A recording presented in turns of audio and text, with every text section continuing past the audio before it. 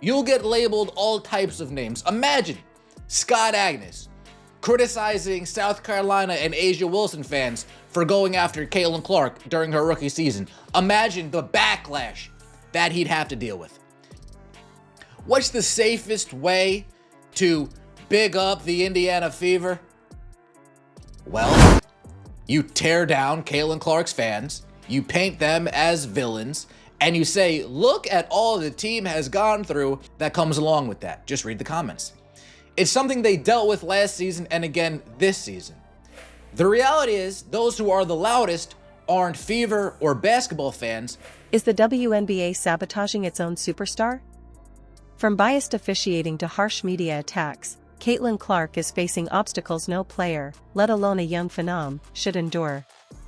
But here's the bigger question: why are fans being vilified when Clark is the lifeline the league desperately needs? Stay tuned, because this goes deeper than you think. Before we move on, I'd like to ask you a small favor. If you appreciate this content, please take a second to like this video and subscribe to the channel. Over 98% of you watch the videos without subscribing. It costs you nothing, but it makes a huge difference to us. So, did you click the subscribe button? Great! Thank you so much. Now, back to the video. Scott Agnes, a longtime Indiana Fever reporter, probably didn't expect one phrase in his article to ignite this kind of firestorm. But calling Caitlin Clark's fans the dark side of basketball? About the Reese's Pieces and all their negative vitriol, shout out to L. Duncan, that's been targeted to Caitlin Clark. Imagine the backlash he would receive. But what's the safe way out? After overcoming all of those nasty Caitlin Clark fans, those folks are the dark side. That's the easy way out, and believe they've still got another level to reach. And in this article, without speaking about all the support this team has still received, though Caitlin Clark's been injured, that lit the match. Agnes framed his comments in a story about the WNBA's rising stars and fan culture.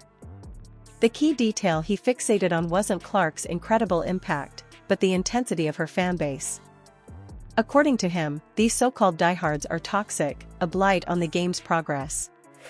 The problem? He wasn't just speaking as a journalist. Agnes has deep ties to the Fever, making his words feel like they held more weight within the organization itself. And the backlash? It came fast, really fast. Social media erupted with Clark fans going after Agnes for his comment, labeling it unfair and out of touch. Many argued that instead of welcoming passionate supporters who are growing the league, critics like Agnes are alienating them. The most shocking reaction, though, is the growing call from Clark supporters to boycott Fever games entirely. On X, formerly known as Twitter, local ticket sellers and season pass holders posted screenshots saying they were asking for refunds, while others vowed not to watch Indiana games as long as Agnes is reporting. It's impossible to overlook the irony here. Clark's very presence in the league has been transformative. Just this past year, games featuring her set records in television viewership, pulling in ratings comparable to some NBA playoff games. Sponsorship deals tied to her have poured money, real, measurable money, into the WNBA. Fans who had never watched a women's game before now show up in droves, shouting for Clark. And that's the way out Scott Agnes decided to take. The Fever are clicking. Winners of 7 of 9, 4 games over 500 for the first time since 2015. They're doing it together, without Caitlin Clark, the more easier path to walk down. They are America's team, are they? Or do they have America's... We're off that. However, there's also a lot of nastiness, almost entirely online. They're only there for Clark. But that dark side can easily seep into a team, so... And yet, here we are, with someone labeling these same fans a dark side, as if passion should come with a disclaimer. The biggest question isn't even about Agnes. Why would the WNBA or key voices within it undermine the very people fueling its growth? More disturbingly, this controversy reveals cracks forming in how the league manages its stars and their supporters. This situation isn't isolated. and what comes next could reshape everything. Let's talk about it. Caitlin Clark was treated like royalty during her college days in the NCAA. Her games were packed with electric crowds, her highlights dominated social media, and the league seemed to embrace every ounce of her star power. But in the WNBA? It feels like the narrative has flipped entirely.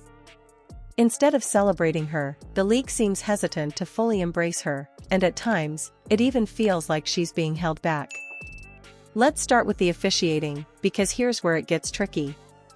In recent games, Clark's been at the center of some pretty questionable calls. Think creative fouls that only seem to happen when she's on the court. Imagine Scott Agnes writing an article about all the nastiness that Caitlin Clark has received from her teammates' family members online. The backlash that Scott Agnes would have received.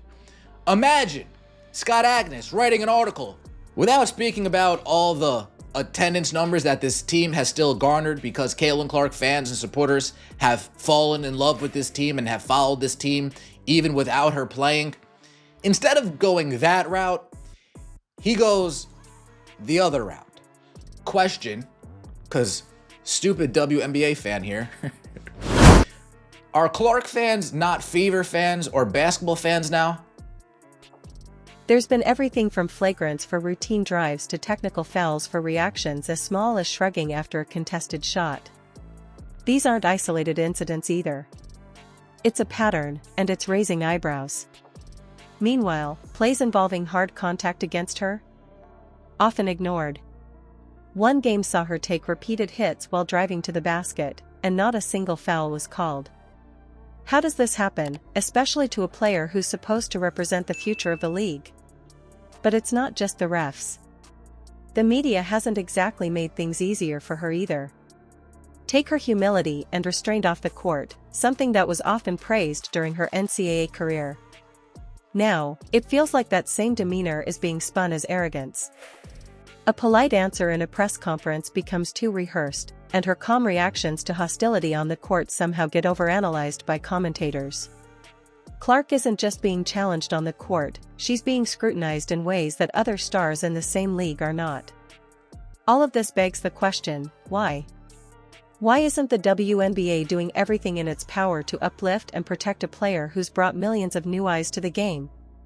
Clark isn't just a player, she's a marketable asset driving ticket sales, breaking viewership records, and, frankly, making the league money. If the WNBA doesn't turn things around soon, they risk losing not just Clark's trust, but also the loyalty of the fans she's brought with her.